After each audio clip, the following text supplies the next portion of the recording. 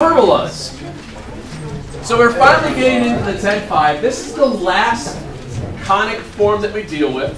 Today we'll talk about it in terms of centered at the origin. Monday we'll shift it.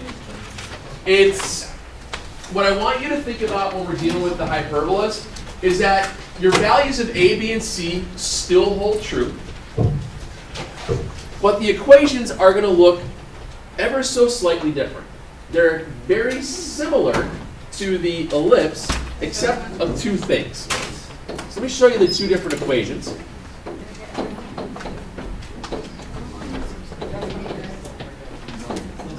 I came across hello over there with the woman holding them.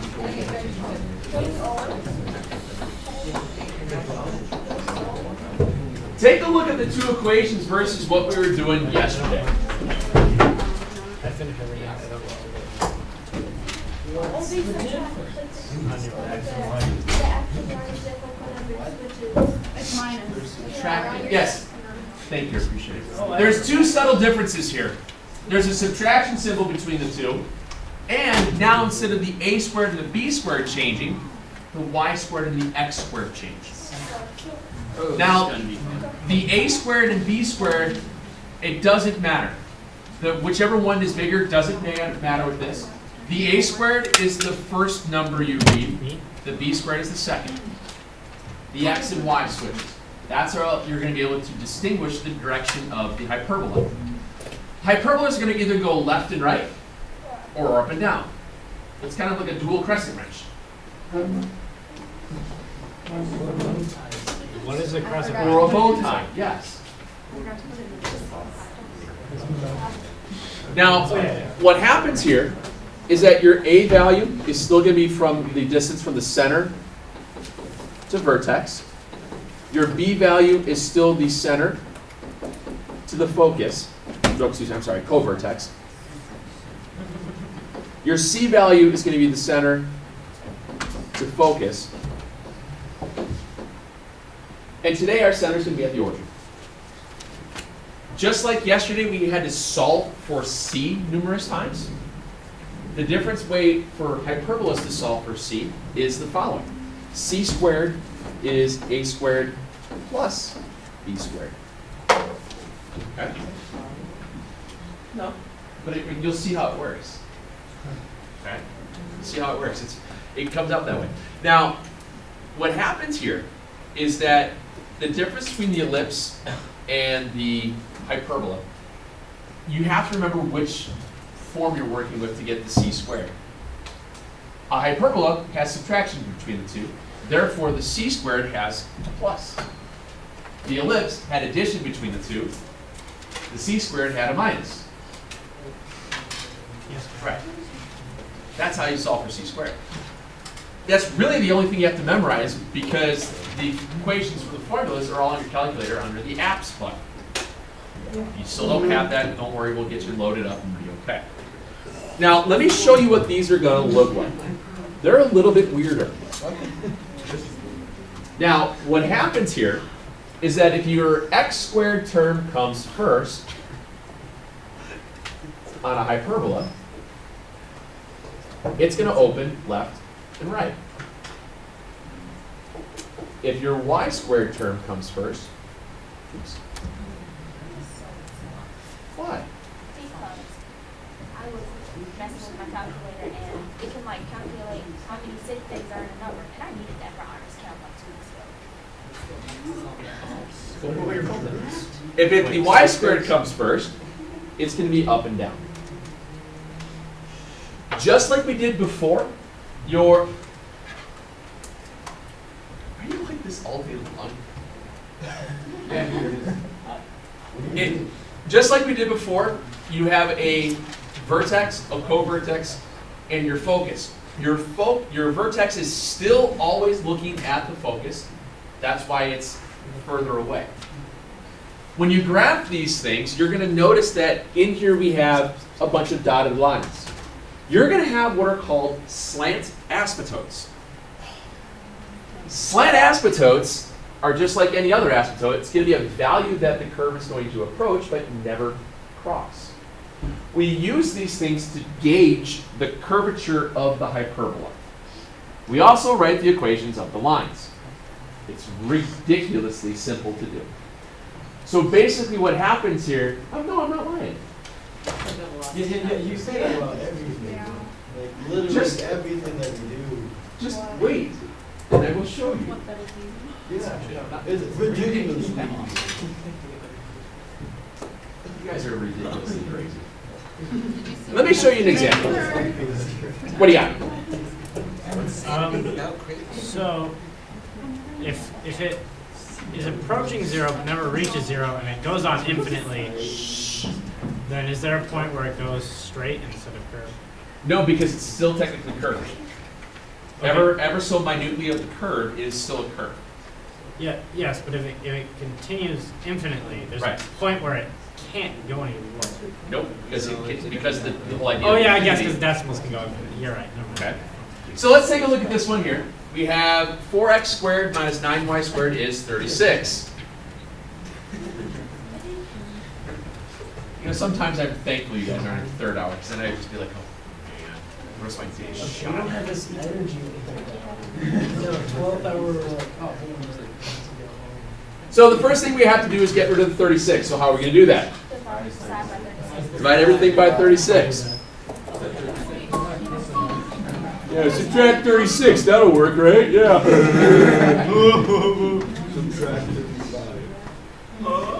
So you wind up with x squared over 9 minus y squared over 4 equals 1. Okay. What came first, the x squared or the y squared? So which way does it have to go? Like, it's gotta go like that. Okay?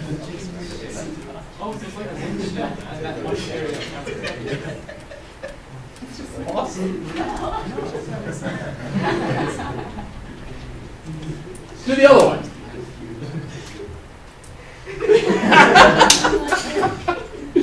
So our center, first thing we do is our center is going to be at 0, 0. Everything's at the origin today, so our center is going to be at 0, 0. Oh my god. It's like X goes like that, so it has to go that way, and then Y like goes up, so it has to go up and down. Our a squared value is 9. Our b squared value is 4. C squared then is 15. 13. Oh, 36. 9 is not 11. H is always go with the x, k is go with the y. What will happen with the hyperbola is when they put the y value first, you're going to get kh, so you got to make sure you rewrite your pairs. That is a huge mistake that people make. So if your a squared value is 9, what the word? A is plus or minus 9.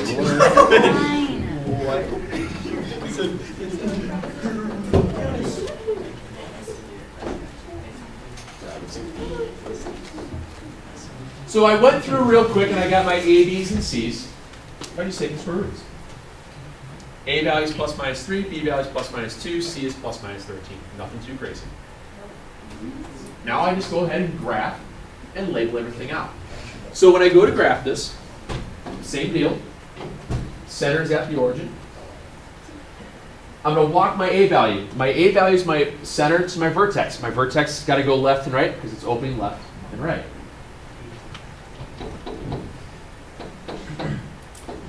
So I have vertices. Just like we did yesterday and the day before, we label everything. Negative 3, 0, 3, 0. I'm going to have co-vertices by going up and down for my B value.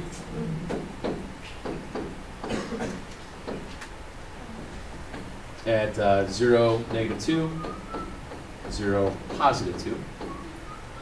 And now here's where the hyperbola is going to differ from every other graph that we do. At this point, I want you to always make a rectangle around these 4 points. Here's what I want it to look like.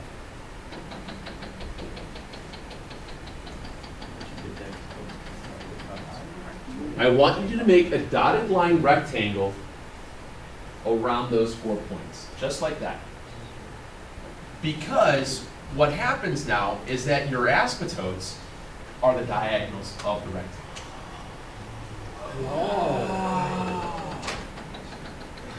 And your diagonals happens to go through the center of that.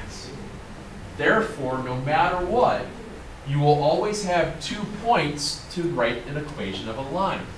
In this case, I have 1 point at 0, 0, and I have another point at any one of the 4 corners, which happens to be up to right 3, which is my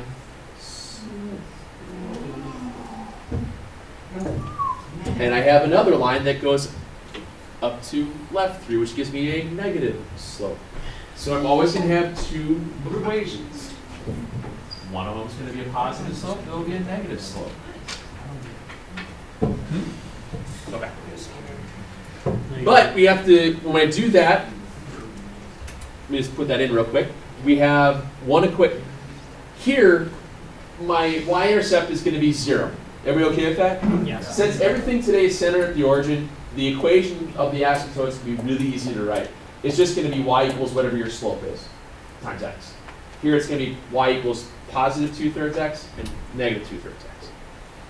So my asymptotes, so it'll be a, s, y, m, p, totes. I think that's how you spell it. Asymptotes. Asymptotes, I think. I don't know, whatever. Dang asymptotes.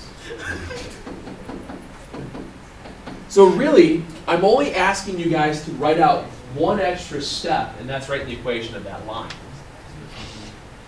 Asymptote is a boundary line that a graph isn't going to touch. It can get infinitely closer and closer and closer and closer, but it won't get. It's like, I'm not touching you, I'm not touching you, I'm not touching you. All right? Wait, someone said column, it's slopes or asymptotes. They're asymptotes, yes. And we're using the slope-intercept form to write the equation of the line. It just so happens that the intercept is at 0. I don't have to find the y-intercept. I don't have to do any extra work.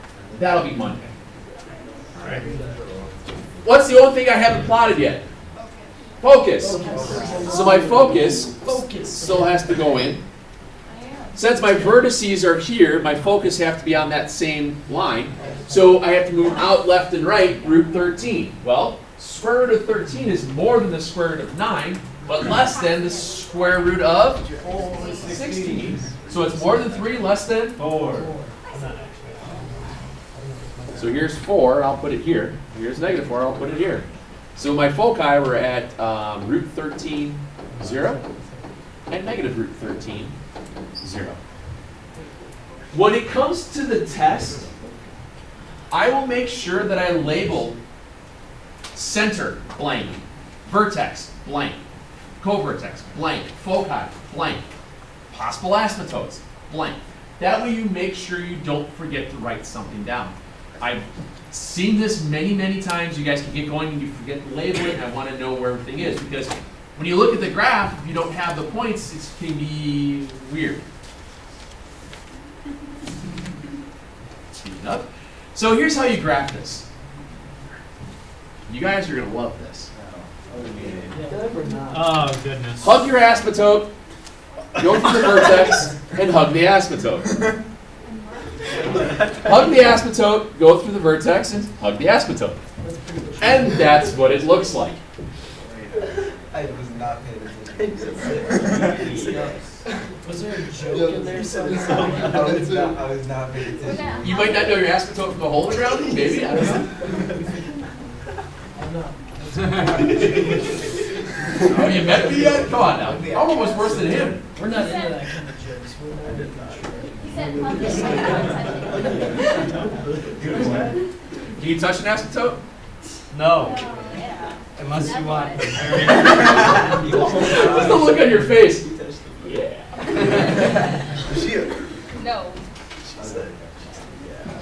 I grabbed it really when I wanted.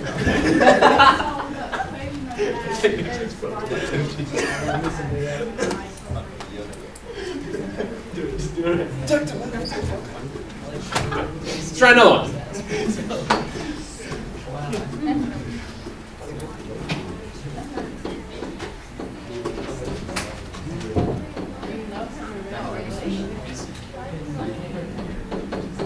Yeah, I was switching so you can do one of each.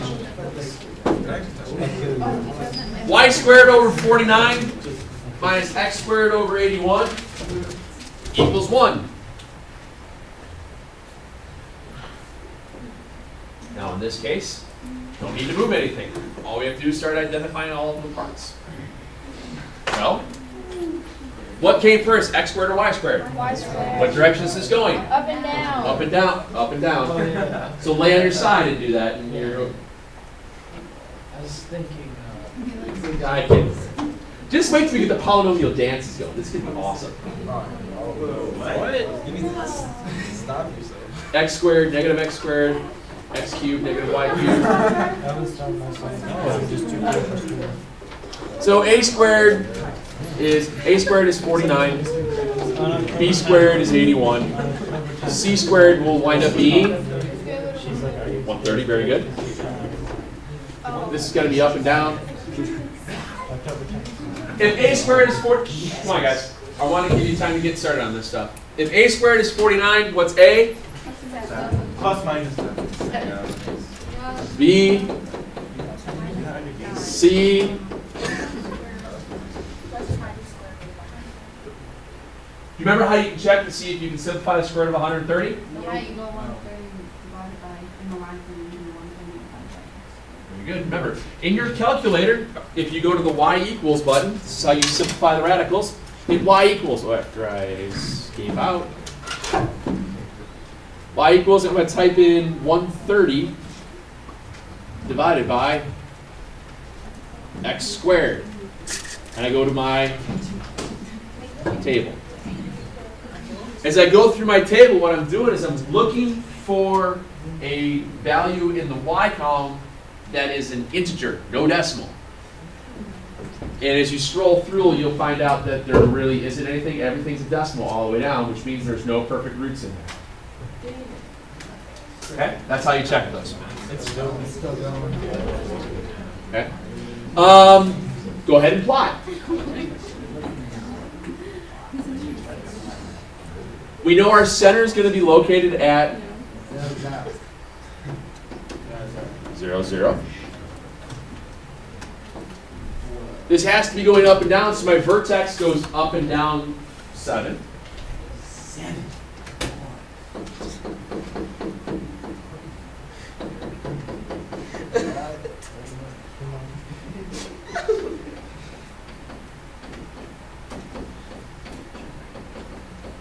No vertex goes the other way. We'll be at 9, negative 9, 0, and 9, 0. You're not stupid. Don't say that.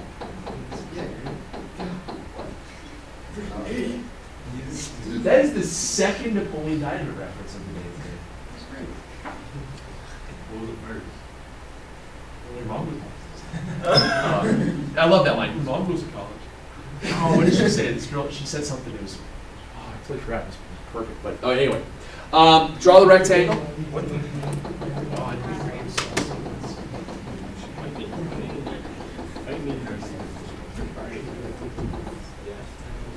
JK. Draw in your asymptotes.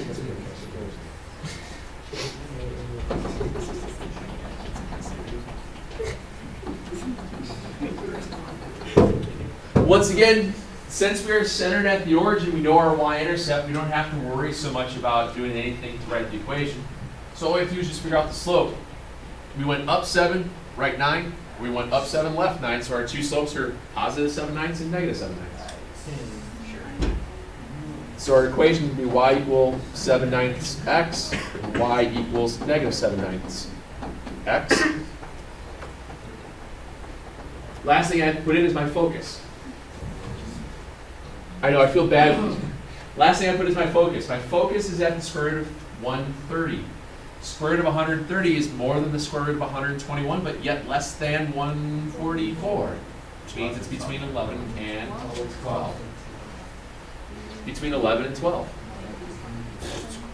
So here's 7, 8, 9, 10, 11, 12, so it's about here. 7, 8, 9, 10, 11, 12, and about here. Foci. 0, root 130.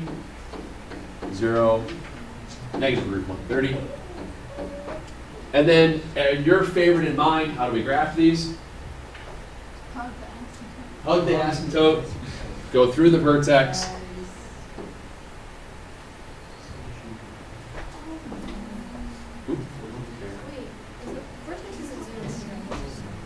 That's the center. Center is at 0, 0. The vertex is in the rectangle box. Yes. Not necessarily. Oh no. What?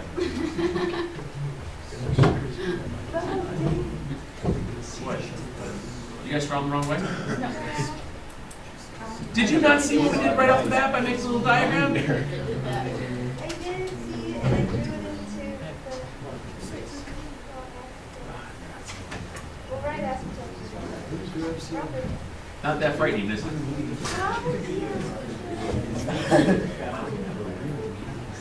I don't know what. Well, because what happens is you get the 4 points from the slopes, and it's going to get your diagonals. That's how it works. Yes, sir? It's just nothing. It means no other fanciness. No, it's just a cleaner curve. That's all it is. It's just a cleaner value of the curve. That's all. It just means the A value and the B value are the same. The grade and B are the same. You'll have a nice square. And your curve. That's it. That's all it is. I'm gonna give you some of these to do over the weekend.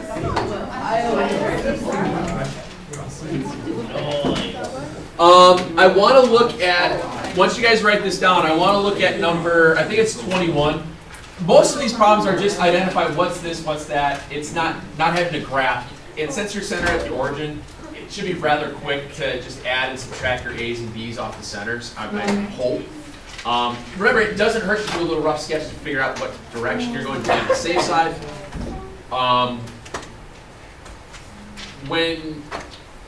Well, I'll let you write this down, then we'll look at number 20. I think it's 21. So I want to show you the odds. Yeah, 19 through 41 odds instead of 63 odds. Because then some of you ask, am I supposed to do all of 19 through 41? And then some people will just I know. I wish I could change them all. Oh, and did pre-calc today? It's great. So today, Tessa Wallace had a question about tasers. She's like, do you think there's a different setting on tasers for tasing a kid? And I said, I don't believe there is. And one of the other kids in class Googled it. Like, you know what, let me text Lockhart. So I text Lockhart. And Lockhart came into class. I was standing here talking. He came and snuck up on me, scared the out of me. And he's laughing. So we went on to about a 25-minute discussion of police work and autopsies and all this other stuff, and tickets and fines and things. And it was great. We wasted like over half the period talking about cop stuff. I asked Lockhart to tase me. No, I didn't record it. I totally forgot to record it. It was great. I asked Lockhart to tase me once, but he said he He showed what the taser does when he took the cartridge out. It was like, awesome. They said that he was gonna tase you, but you wouldn't let him. Did he tell you about the time he had to pick up a head off the train tracks? Yeah, he talked about picking up body parts off the train tracks. He talked about Wait, picked up a what? body parts. He had to pick up a He head. talked about when he actually got partially tased. There was a guy that was apparently rather high on multi-chemicals in an aluminum boat in a pond he wasn't supposed to be in. So he ran away from the cops by taking the rope and throwing it in his car, closing the trunk, and driving away with his boat dragging down the road. So the guy was soaking wet, and Lockhart had wound up tackling him, so the other cop tased him. Since the charge went in and Lockhart was wet and he was holding him, he got part of the jolt, so he's like, wait a minute. Lockhart said when they do taser training class, are you going to get some crummy decimals? Yeah, you got some pretty crummy looking stuff here. Obviously you have to. Obviously in this case, what you want to do is that you want to get rid of the 9. So you divide everything by 9.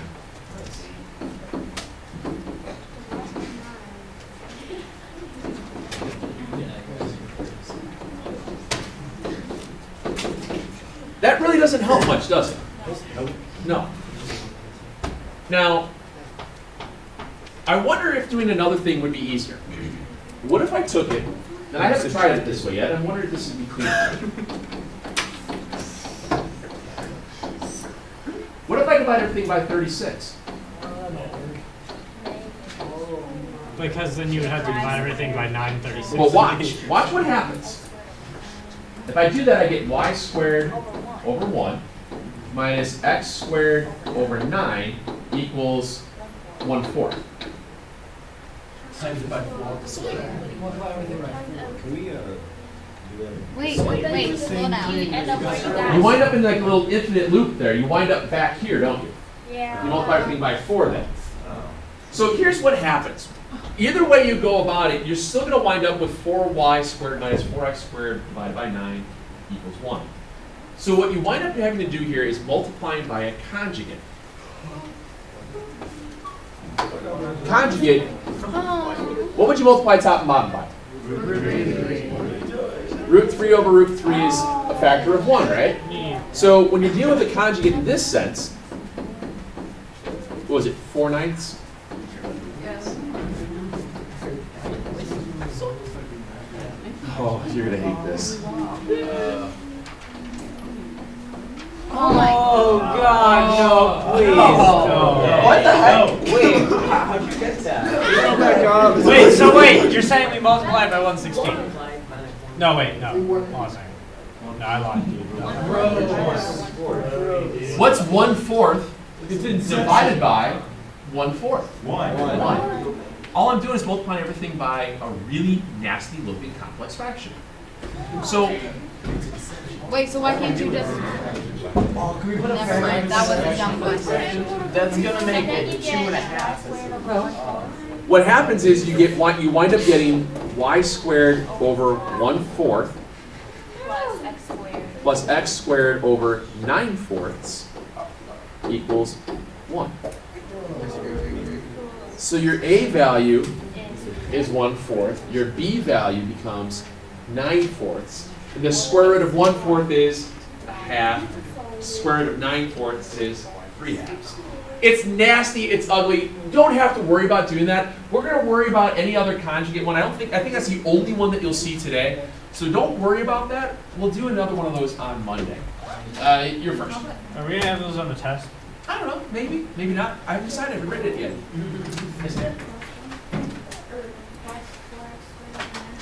Oh, it was minus. Thank you. I'm sorry. I forgot that we were in hyperbolas. Yes, it would be minus here.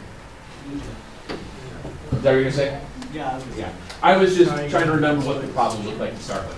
Okay? Mainly because So it's right. don't worry so much about number 21. That's just kind of the idea that you can do really crazy things with numbers. So. I love to do things.